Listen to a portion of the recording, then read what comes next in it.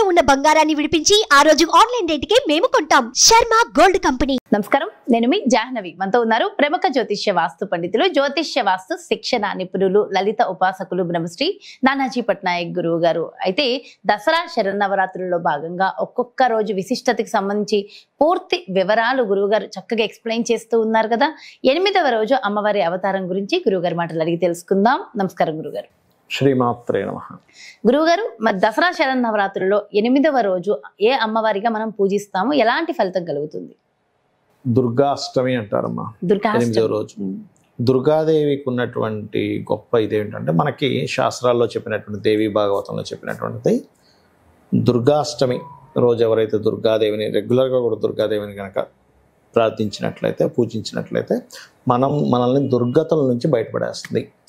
దుర్గతులు అంటే దుర్గమైనటువంటిది, పాపమైనటువంటిది లేనట్లయితే మనము ఎటైతే వెళ్ళకూడదో, రాంగ్ రూట్లో వెళ్తున్నాము, లేకపోతే మనల్ని ఇబ్బంది పెడుతుంది, ఇటువంటి వాటి నుంచి బయటపడేస్తుంది. అది ఇంకా చెప్పాలంటే, కొంతమంది చూడండమ్మా, వాళ్ళు అసలు వాళ్ళ లైఫ్ అంతా ఒక చిందరవందరగా అయిపోద్ది. కొంతమందికి అనారోగ్యం వచ్చేస్తుంటుంది, వాళ్ళు ఏం చేస్తున్నారో అర్థం కాదు. మనం ఏమనుకుంటాం, ఏమైంది వీడికి, ఏమైంది ఇలా ఉంటున్నారు, ఇంకేమైపోయింది అనుకుంటుంటాం. చూసారా, ఇక్కడ కారణం ఏమిటంటే ఒక సూక్ష్మమైనటువంటి విషయం ఇవాళ నేను షేర్ చేసుకుంటాను. దుర్గాదేవి గురించి వచ్చింది కాబట్టి ఒక పర్సన్ రియల్గా జరిగిన అంశం గురించి చెప్తున్నాను. చూడండి, ఒక పర్సను అంతా బాగానే ఉండేవాడు, సడన్గా ఒక ఇల్లు మారాడు. ఉన్న ప్రదేశం కాకుండా ఆ ఓనర్ ఏదో సంథింగ్ ఏదో మారవలసి వచ్చింది. వాళ్ళ ఓనర్ యొక్క సంబంధించిన పిల్లలు వస్తున్నారు యుఎస్ నుంచి, మాకు పై గది కావాలండి అంటే మారిపోయాడు.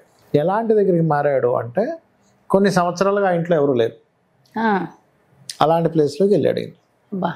పోనీ వెళ్ళినా కూడా పోనీ అక్కడ ఏదైనా కొంచెం ఏదైనా ఇల్లు మారినందుకు ఏదైనా దాని సంబంధంగా ఏదైనా పూజాది కార్యక్రమం చేసుకున్నా బాగుండేది.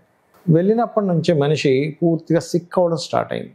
అంటే అనారోగ్యం, దాని తర్వాత నడుస్తున్న బిజినెస్ తగ్గిపోవడం, ఏ పని పాటు లేకుండా ఉండిపోవడం, ఇంట్లో వాళ్ళతో కూడా ఎప్పుడు గొడవలు అవ్వడం, ఇంట్లో ఇంకేమీ లేదు. ఇంకా ఇంతకుముందు family happy, business happy, health happy, ఈ 3 దెబ్బతిన్నాయి.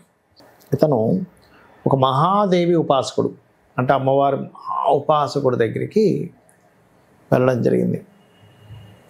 వెళ్ళడం జరిగితే అనుకోకుండా వాళ్ళ ఫ్రెండ్తో పాటు కలిసి వెళ్ళాడు. అదే వరం, అదే యోగం అంటారు. వెళ్ళడం జరిగింది. అది కూడా ఎందుకు జరిగిందో కూడా నేను తర్వాత చెప్తాను. వెళ్ళడం జరిగినప్పుడు ఈయన ఆయన కలుస్తాను అనుకోలేదు, వాళ్ళ ఫ్రెండ్ కలుస్తాను వెళ్ళాడు. వెళ్ళినప్పుడు ఆయన లోపలికి ఎంటర్ అవ్వలేకపోతున్నాడు. నువ్వు బయట ఉండు, నువ్వు బయట నేను లోపల రా అంటుంటే, నువ్వు రా అంటుంటే ఈయనకు అర్థమై ఒకసారి అలాగా, అంటే కొంతమంది ఉంటారమ్మా, అందరూ చేస్తారని చెప్పలేను, బయట ఉన్న వ్యక్తికి రాక్షసి పట్టుకొని ఉందని చెప్పాడు ఆయన. అవునా?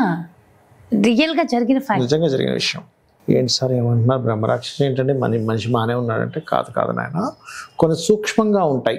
ఇప్పుడు మైక్రోస్కోప్లో పెడితే కొన్ని కనిపిస్తాయి. ఇప్పుడు మనకి క్రిములు ఉన్నాయమ్మ మన చుట్టూ, మన ఒంటి మీద కొన్ని క్రిములు ఉంటాయి, చుట్టూ కొన్ని గాలిలో కొన్ని ఉంటాయి, కానీ మనకు కనిపిస్తాయా? కనబడవు.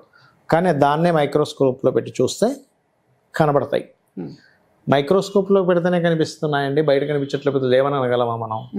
అలాగే సూక్ష్మంగా మన చుట్టూ అక్కడ ఒక లలితామ్మవారు కూర్చోవచ్చు, ఇక్కడ ఆంజనేయ స్వామి ఉండొచ్చు, ఇక్కడ ఇంకొక కాళికాదేవి కూర్చోవచ్చు, ఇక్కడ ఒక బ్రహ్మరాక్షసి కూర్చోవచ్చు, మన కంటికి కనబడదు. ఎవరికైనా ఒక పాడుబడిన ఇళ్లలో కానీ, లేకపోతే వాళ్ళకి ఉండేటువంటి జాతచక్రంలో ఉండే కాంబినేషన్స్ని బట్టి, వాళ్ళకు ఉండే గోచారాల బట్టి ఒక్కొక్కసారి ఇలాంటి శక్తులు వాళ్ళని పట్టుకుంటాయి.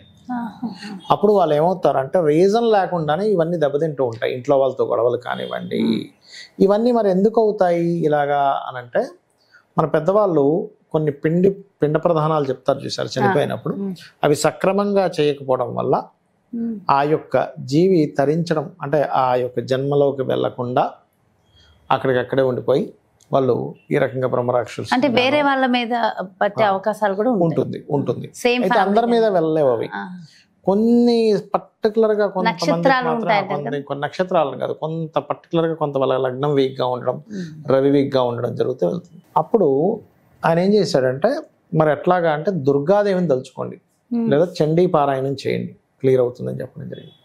చెప్పినప్పుడు చెప్తే మాత్రం చేత ఆయనకు ఇది కలగాలి కదా, ఫీల్ రావాలి. అప్పుడు ఫస్ట్ ఏం జరిగిందంటే, యాక్చువల్గా ఇక్కడికి రావడానికి గల కారణం ఏంటంటే వీళ్ళ మదర్ ఊర్లో ఉంటారు. ఈ అబ్బాయి ఎవరైతే ఇలా అయిపోతున్నాడో వాళ్ళ మదర్కి తెలిసినప్పుడు ఆవిడ లలితా అమ్మవారి ఒక సాధన చేసిందో, ఒక రోజుకు ఒక 27 సార్లు చేస్తే మనకి ఎటువంటి ప్రాబ్లం అయినా క్లియర్ అవుద్ది అంటారు. అలాగే చేసి దుర్గాదేవి నామం కూడా రెగ్యులర్గా చెప్పించింది. ఎప్పుడైతే చేపించిందో తల్లి చేసినటువంటి ఆ యొక్క సాధన వల్ల పిల్లవాడికి ఇంకో ఫ్రెండ్తో కలిసి ఒక దేవి ఉపాసకుడి దగ్గర వెళ్ళాల్సిన పరిస్థితి వచ్చింది. అంటే అనుకోకుండా వెళ్ళాడు ఆయన ఏదో చూపించుకుందామని వెళ్ళేది, ఫ్రెండ్తో సరదాగా బండి మీద వెళ్ళిపోయాడు. అరే ఎవరికి వెళ్తున్నా వస్తున్నా అంటే సరే ఎక్కువ అంటే ఎక్కాడు వదిలిపోయాడు. అంతే. అమ్మవారు సెట్ చేయాలంటే ఎక్కడికి వెళ్తున్నాడో ఈయనకి తెలియదు. అంటే వాళ్ళ మదర్ చేసినటువంటిది. అందుకే చూడండి, తల్లిదండ్రులు చేసినటువంటి పిల్లలకి వస్తాయి అంటే ఏంటి, మంచి వస్తుంది చెడు వస్తుంది. అలా చేసిన తర్వాత అప్పుడు ఏం జరిగిందంటే వాళ్ళ మదరు పక్కన కూర్చోబెట్టుకొని వాళ్ళ మదర్కి చెప్పడం జరిగింది. ఇదంతా పక్కన కూర్చోబెట్టుకొని చేస్తూ ఉండగా అప్పుడు ఆ వ్యక్తికి ఆ మార్పు వచ్చింది. ఎవరికైనా కానీ దుర్గాదేవి యొక్క అనుగ్రహం కలగాలి అంటే గుర్తుపెట్టుకోండి, దుర్గాష్టమి కాబట్టి నిమ్మకాయ దండ వేయాలి అమ్మవారికి. దుర్గాష్టమి రోజు పులిహోర నైవేద్యంగా పెట్టాలి. ఓం దుమ్ దుర్గాయ నమః అనే నామస్మరణ. ఎక్కువగా రాహు ప్రభావం ఎక్కువగా ఉంటే కనుక దుర్గాదేవి యొక్క ప్రభావం పెరిగింది అనుకోండి, రాహు ప్రభావం పిచ్చిగా ఉంది కొంతమందికి. అంటే నెగిటివ్ పాజిటివ్ ఉంటుంది. పాజిటివ్ ఉంటేనేమో ఆ వ్యక్తి విదేశాలకు వెళ్తాడు, సాఫ్ట్వేర్లో రాణిస్తాడు, అదేవిధంగా లగ్జరీ లైఫ్ కూడా అనుభవిస్తాడు రాహు బాగుంటే కనుక. రాహు పాడయ్యాడు అనుకోండి అమ్మ. ఇట్లాగే ఏమవుతుందంటే తెలియని కొన్ని అతీత శక్తులు ఏవైతే ఉంటాయో, బ్యాడ్ ఎనర్జీస్ ఏవైతే ఉంటాయి, నెగిటివ్ ఎనర్జీస్ ఏవైతే ఉంటాయో వాళ్ళని పట్టుకుంటూ ఉంటాయి ఈ రకంగా. ఇలాగ ఎవరికైనా ఇలా అనిపిస్తుందండి, నా లైఫ్లో అంత చిందరవందరగా ఉంది, ఒక ఇల్లు మారినప్పటి నుంచి, లేకపోతే పలానా రోజు నుంచి నాకు ఇలా ఉందన్నప్పుడు ఒకటే మంత్రం ఓం దుమ్ దుర్గాయ నమః. దీనికి మీరు లక్షలు వేలు కోట్లు ఖర్చు పెట్టాల్సిన అవసరం ఏమీ లేదు. చక్కగా కుంకుమ తీసుకోండి, అమ్మవారి పటం దుర్గా పటం పెట్టుకోండి, ఓం దుమ్ దుర్గాయ నమః అని నామస్మరణ చేయండి, సరిపోతుంది. అయితే ఈ నవరాత్రుల్లో ముఖ్యంగా శాస్త్రంలో చెప్పినటువంటి ఏంటంటే గంధము పూజ చేయాలి. ఎప్పుడు కూడా నవరాత్రులు అంతా కూడా గంధాన్ని అరగబామి ఆ గంధముతో పూజించాలి అని చెప్తుంది శాస్త్రం. ఒకటి. రెండవది ఏంటంటే ఈ యొక్క సమయంలో ప్రత్యేకంగా బిల్వపత్రానికి ఎర్రచందనం రాసి పూజించడము, పసుపు గంధము కుంకుమ ఈ యొక్క వాటితో పూజించడము, పులిహోర నైవేద్యం ముఖ్యంగా ఈ యొక్క దుర్గాదేవికి సంబంధించినటువంటి అష్టమి రోజు చేసినట్లయితే ఖచ్చితంగా ఫలితం అనేటువంటి చూడొచ్చు. ఎవరికైనా రాహుదశ నడుస్తుంది వాళ్ళు కనుక దుర్గా సాధన చేస్తే దశ బాగా కలిసి వస్తుంది. రాహుదశ నడిచిన, ఒకవేళ కొంతమందికి శని దశ నడిచింది అనుకోండి, చండీ పారాయణం చేయాలి. అలా ఒక్కొక్క దశకి ఆ దశకి అధిష్టాన దేవతలను కొంతమంది ఉంటారు, అధిదేవతలు అధిష్టాన దేవతలని. ఆ రకంగా ఈ దుర్గా ఆరాధన చక్కగా. ఇప్పుడు కొంతమంది విదేశాల్లో ఉంటారు కానీ అక్కడ సఫర్ అవుతూ ఉంటారు, వాళ్ళ ఇక్కడికి రాలేరు. ఎలా ఉంటుందంటే విదేశాలకు వెళ్ళావు ఏం చేసావంటారు, అక్కడ లాస్ అయిపోయి వచ్చేసావుగా, ఇట్లాంటి డైలాగ్స్ అని వాళ్ళు తట్టుకోలేక అక్కడే ఏదో సఫర్ అవుతూ ఉంటారు విదేశాల్లో ఉండి. ఆ వచ్చిన తక్కువ శాలరీతో బ్రతుకుతూ అలా ఉంటూ ఉంటారు. వాళ్ళు కూడా దుర్గా సాధన చేస్తే కనుక క్లియర్ అవుతుంది. అయితే దుర్గాష్టమి రోజు వాహన పూజలు కూడా చేస్తూ ఉంటారు. సో అది కూడా చాలా మంచిది అంటారు. ఆల్రెడీ కొత్త వాహనాలు కొనుక్కునే వాళ్ళకి ఎలాంటి పరిహారం చెప్తారు, ఉన్న వాహనాలకు ఏ విధంగా పూజ చేయాలి? ఒకటేనమ్మా, శక్తి స్వరూపిణి కదమ్మా, ప్రతి ఒక్క శక్తి కదా మిమ్మల్ని. ఇప్పుడు నేను నడుచుకొని వెళ్ళాలి ఇక్కడ నుంచి ఒక పంజాగుట్ట అంత దూరం, ఇక్కడ నుంచి పంజాగుట్ట అంటే నడుచుకుంటూ వెళ్ళాలంటే ఒక అరగంట పట్టవచ్చు. అదే వాహనంలో 5 నిమిషాలు పడుతుంది. అంటే ఒక శక్తి ద్వారా మీరు వెళ్తున్నారు. ఈ వాహన పూజ చేయడానికి గల ముఖ్య కారణం ఏంటంటే అన్నిట్లో ఉన్నటువంటి శక్తి అమ్మవారే అని చెప్పి మనం గుర్తించాం. ఆ రకంగా చక్కగా వాళ్ళు దానికి కడిగి వాహనాన్ని పూజిస్తారు. మన సనాతన ధర్మంలో కూడా మీరు గమనించండి, ఆఖరికి ఏమైనా డ్రైవర్స్ కూడా వాళ్ళు క్యాబ్స్ నడిపించే వాళ్ళు కూడా ఒకసారి ఇలా అనుకుంటాడు పొద్దున్న కూర్చున్నప్పుడు. అంటే ఏమిటి, వాడు సబ్ కాన్షియస్ లో వాళ్ళకి ఒక నమ్మకం, నేను అమ్మవారిని నేను అనుకున్నాను, అమ్మవారు నన్ను కాపాడుతుంది ఏ యాక్సిడెంట్ అవ్వకుండా నమ్మకం నిజంగా కాపాడుతుంది. నిజంగా చాలా చక్కగా వివరించారు. మంచి స్టోరీ కూడా, అంటే రియల్ గా జరిగిన ఫ్యాక్ట్స్ కూడా చెప్పారు. థ్యాంక్ యూ సో మచ్ గురువు గారు. నమస్కారం. శ్రీమాత్రే నమః. సో ఇదండి మరి 8వ రోజు అమ్మవారికి ఖచ్చితంగా మనం చేయవలసిన విధి విధానాలు. అమ్మ అనుగ్రహం మనకి కావాలంటే దుర్గా అమ్మని ఎలా పూజించాలనేది కూడా ఎంతో చక్కగా వివరించారు కదా గురువు గారు.